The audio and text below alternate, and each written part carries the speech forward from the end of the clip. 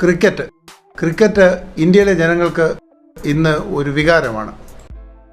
1983 world cup, ഏകദിന world cup വിജയത്തോടുകൂടി തുടങ്ങിയതാണത്. അതിനുശേഷം champions trophy, Benson and hedges, അങ്ങനെ പല ടൂർണമെൻറ്റുകളിലും ഇന്ത്യ ചാമ്പ്യന്മാരായി. ഏകദിന ലോകകപ്പ് ഒരിക്കൽ കൂടി ചാമ്പ്യന്മാരായി. ആദ്യത്തെ വേൾഡ് കപ്പ് 2020 ഇന്ത്യ ചാമ്പ്യന്മാരായി. അപ്പോൾ അത് കാലക്രമത്തിൽ പതുക്കെ ഈ വികാരം ഒരു കൾട്ട് എന്ന രൂപത്തിലായി മാറി. ക്രിക്കറ്റ് ഇന്ന് ഇന്ത്യയിലെ ജനങ്ങളുടെ മനസ്സിൽ ഒരു വലിയ വികാരമാണ്. അവരുടെ ജീവിതത്തിൽ അത് കൾട്ട് എന്ന രൂപത്തിലേക്ക് മാറിക്കഴിഞ്ഞു. ക്രിക്കറ്റിന് ഒരുപാട് സാങ്കേതിക വശങ്ങളുണ്ട്. സാങ്കേതിക വശങ്ങൾ, കളി രീതികൾ, നിയമങ്ങൾ എല്ലാം ഉള്ള ഒരു കളിയാണ് ക്രിക്കറ്റ്. അപ്പോൾ ഇത് ക്രിക്കറ്റിനെ ഏറ്റവും വലിയ ആവേശമായി കരുതുന്ന ആളുകൾക്ക് പോലും വളരെ കുറച്ച് ആളുകൾക്ക് മാത്രമേ ഇതിൻ്റെ സാങ്കേതിക വശങ്ങളെക്കുറിച്ച് കൂടുതൽ അറിയത്തുള്ളൂ. അപ്പോൾ നമുക്ക് ക്രിക്കറ്റിൻ്റെ സാങ്കേതിക വശങ്ങളിലേക്ക് നമുക്കൊന്ന് പോകാം. അപ്പോൾ നമുക്ക് ക്രിക്കറ്റിൻ്റെ ആ സാങ്കേതികതയിലേക്ക് കടക്കാം. ഇത് ക്രിക്കറ്റ് ഗ്രൗണ്ടാണ്. ഇതിൻ്റെ നടുക്ക് പിച്ചുണ്ടാവും. ഇത് പിന്നെ സർക്കിളായിട്ടാണ് കാണുന്നതെങ്കിലും സർക്കിൾ ആവണമെന്ന് നിർബന്ധമില്ല. ചിലപ്പോൾ ഓവൽ ഷേപ്പിലാവും ഉണ്ടാവുക. അപ്പോൾ 55 മീറ്റർ മുതൽ 85 മീറ്റർ വരെ ലെങ്ത്തുള്ള ഗ്രൗണ്ടുണ്ട്. ഒരു സൈഡിലേക്കുള്ള ലെങ്ത്ത്. നമുക്ക് പിച്ചിൽ സ്റ്റംപ്സ് വരയ്ക്കാം.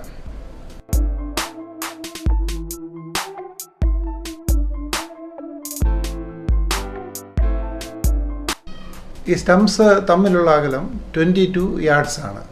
അതായത് 20.11 മീറ്റേഴ്സ് വരും. ഇനി നമുക്ക് ക്രീസ് വരയ്ക്കാം.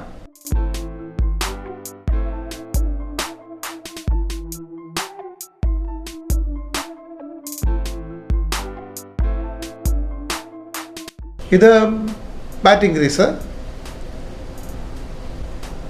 ഇത് ബൗളിംഗ് ക്രീസ്, ഇത് നമ്മൾ പോപ്പിംഗ് ക്രീസ് എന്ന് പറയും.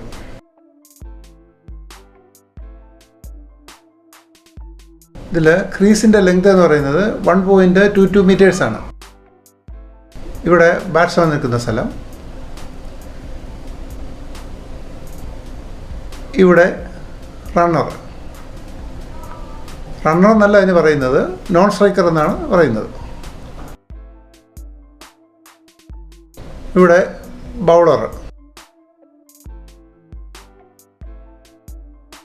ഇത് അമ്പയറാവും.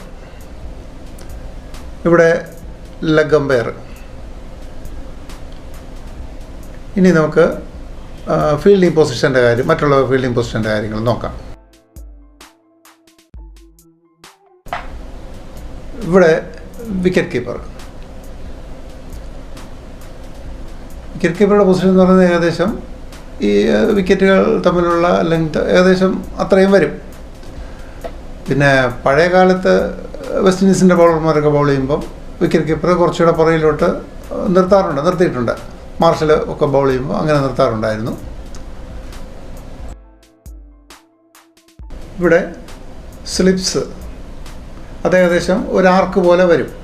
ഇവിടെ ഫസ്റ്റ് സ്ലിപ്പ്, ഇത് സെക്കൻഡ് സ്ലിപ്പ്, ഇത് തേർഡ് സ്ലിപ്പ്.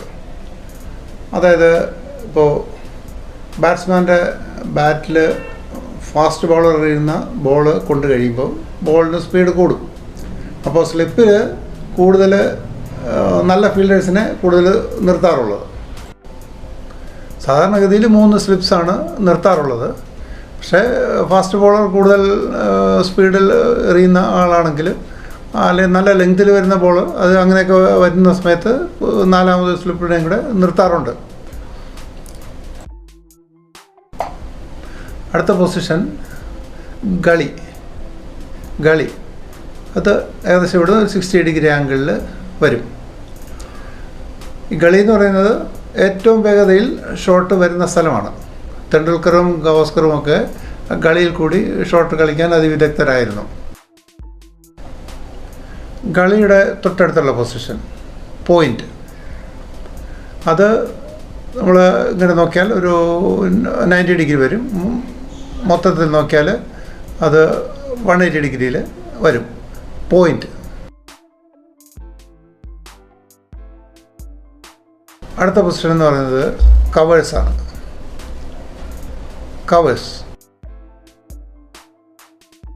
ഇനി എക്സ്ട്രാ കവർ, അത് കവേഴ്സിൻ്റെ ഭാഗമായിട്ടുള്ള ഒരു പൊസിഷനാണ് എക്സ്ട്രാ കവർ. ഇനി നമുക്ക് ഗ്രൗണ്ട് മൊത്തത്തിൽ രണ്ടായിട്ട് തിരിക്കും. ഗ്രൗണ്ട് മൊത്തത്തിൽ രണ്ടായിട്ട് പറയും. അത് ഓഫ് സൈഡ്, ഓൺ സൈഡ് എന്നുള്ള. ഇത് ഓഫ് സൈഡാണ്, ബാറ്റ്സ്മാനെ വെച്ചാണ് ഇത് നോക്കുന്നത്. ഇത് ഓഫ് സൈഡ്, ഇത് ഓൺ സൈഡ്. അപ്പോൾ gully, point, covers, extra cover. അടുത്ത പൊസിഷൻ എന്ന് പറയുന്നത് മിഡ് ഓഫ് ആണ്. Mid of. അപ്പോൾ 1, 2, 3, 4, 5, 6, 7, 8, 9 പൊസിഷൻസായി. ഇത് ലെഗ് സ്ലിപ്പ്. അത് വിക്കറ്റ് കീപ്പറുടെ ഇടതുവശത്തായിട്ട് വരും. സ്റ്റംസുമായിട്ട് കുറച്ചുകൂടെ അടുത്തായിരിക്കും. നെക്സ്റ്റ് പൊസിഷൻ ഫൈൻ ലെഗാണ്. അത് ബാറ്റ്സ്മാൻ്റെ ലെഗ് സൈഡിൽ ഏകദേശം 45 ഡിഗ്രിയിൽ വരും. അപ്പോൾ ബാറ്റ്സ്മാൻ കളിക്കുന്ന പ്രധാനപ്പെട്ട ഷോട്ടാണ് സ്വീപ്പ് ഷോട്ട് എന്ന് പറയുന്നത്. അപ്പോൾ സ്വീപ്പ് ഷോട്ട് ഫൈൻ ലെഗിൽ കൂടെയാണ് വരുന്നത്. അതല്പം തെറ്റിയാൽ ക്യാച്ചായിട്ട് വരും. അപ്പോൾ ഫൈൻ ലെഗിൽ ഒരു പ്രധാനപ്പെട്ട ഫീൽഡിംഗ് പൊസിഷൻ തന്നെയാണ് ഫൈൻ ലെഗ്. ഇത് സ്ക്വയർ ലെഗ്. ലെഗ് അമ്പയറിൻ്റെ അടുത്തായിട്ട് വരും സ്ക്വയർ ലെഗ് എന്നുള്ള പൊസിഷൻ. അത് 90 ഡിഗ്രി, ബാറ്റ്സ്മാന് 90 ഡിഗ്രി. ഇവിടെ മിഡ് വിക്കറ്റ്. വിവിയൻ റിച്ചാർഡ്സൊക്കെ മിഡ് വിക്കറ്റിൽ കൂടി 6 അടിക്കാൻ വിദഗ്ധനായിരുന്ന ആളാണ്. അപ്പോൾ ഇത് മിഡ് വിക്കറ്റാണ്. ഇത് ബാറ്റ്സ്മാൻ്റെ ഓൺ സൈഡ്. അപ്പം അത് ഓൺ സൈഡ് ആകുമ്പോൾ ഇവിടെ മിഡ് ഓൺ എന്ന് പറയും. Mid on. ഇത് ഏകദേശം ഒരു 40 ഡിഗ്രി, 40 ഡിഗ്രി അതിനകത്ത് ആംഗിൾ, സ്റ്റംസിൻ്റെ അവിടുന്ന് 40 ഡിഗ്രി ആംഗിൾ അകത്ത് വരും. അതാണ് മിഡ് ഓൺ പൊസിഷൻ. അപ്പോൾ ഇത് ഫീൽഡിംഗ് പൊസിഷൻ്റെ ഫസ്റ്റ് സർക്കിള് അത് പൂർത്തിയായി. അതിനകത്തുള്ള പൊസിഷൻസ്, അപ്പോൾ ഇത് മിഡ് വിക്കറ്റാണ്. അപ്പോൾ അതിനകത്ത് സ്റ്റംസിനോട് കൂടുതൽ അടുത്തുള്ള പൊസിഷനുണ്ട്. അത് ആണ് ഫോർവേഡ് ഷോട്ട് ലെഗ്. ഇതിവിടെ പോയിൻ്റാണ്. അപ്പോൾ ഇവിടെ സില്ലി പോയിൻ്റ്. അപ്പോൾ ഇതിൻ്റെ വെളിയിലുള്ള പൊസിഷൻസ്, ആ സർക്കിളിൻ്റെ വെളിയിലുള്ള പൊസിഷൻ നോക്കാം. ഇത് മിഡ് ഓഫ് ആണ്. അപ്പോൾ അതിന് വൈഡായിട്ടുള്ള പൊസിഷൻ സ്വാഭാവികമായിട്ടും ലോങ് ഓഫ് എന്ന് പറയും. അപ്പോൾ ലെഗ് സൈഡിൽ വരുമ്പോൾ അത് മിഡ് ഓൺ ആണ്. അതിൽ നിന്നും വൈഡായിട്ടുള്ള പൊസിഷൻ ലോങ് ഓൺ എന്ന് പറയും. Long on. ഇനി വിക്കറ്റ് കീപ്പറുടെ പിൻഭാഗത്തായിട്ട് 2 പൊസിഷനാണുള്ളത്. ഇത് ഫൈൻ ലെഗാണ്. അപ്പോൾ ഇവിടെ ഡീപ്പ് ഫൈൻ ലെഗ്. പിന്നെ സ്ലിപ്സ് ഇല്ലാത്ത സമയത്ത് അതിൻ്റെ വൈഡായിട്ടൊരു ഫീൽഡറെ നിർത്തും. അത് നമ്മൾ തേർഡ് മാൻ എന്ന് പറയും. അപ്പോൾ കളിയിൽ എപ്പോഴും സ്ലിപ്സ് കാണണമെന്നില്ല. അപ്പോൾ സ്ലിപ്സ് ഇല്ലാത്ത സമയത്ത് നിർത്തുന്ന പൊസിഷനാണ് തേർഡ് മാൻ. അപ്പോൾ വൈഡായിട്ടുള്ള പൊസിഷനെ നമ്മൾ ഡീപ്പ് ചേർത്താണ് പറയുന്നത്. അപ്പോൾ ഇത് കളിയാകുമ്പോൾ ഇവിടെ ഡീപ്പ് കളി. ഇത് ഡീപ്പ് പോയിൻ്റ്, ഇത് ഡീപ്പ് കവേഴ്സ്, ഇത് ഡീപ്പ് എക്സ്ട്രാ കവർ. ഇത് ഡീപ്പ് മിഡ് വിക്കറ്റ്.